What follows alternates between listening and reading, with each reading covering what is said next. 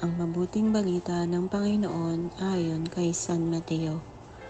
Noong panahong iyon, sinabi ni Jesus sa mga tao, "Sa ano ko nga ihahambing ang mga tao ngayon?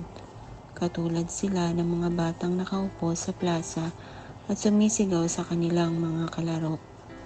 Tinugtugan namin kayo ng plauta, ngunit hindi kayo sumayaw. Nanambitan kami, ngunit hindi kayo tumangis.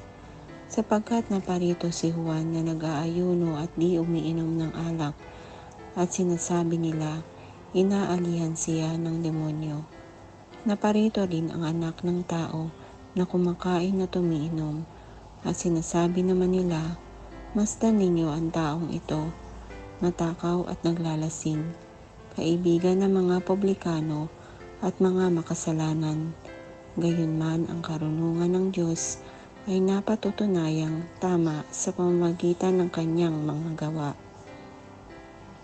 Ang mabuting balita ng Panginoon.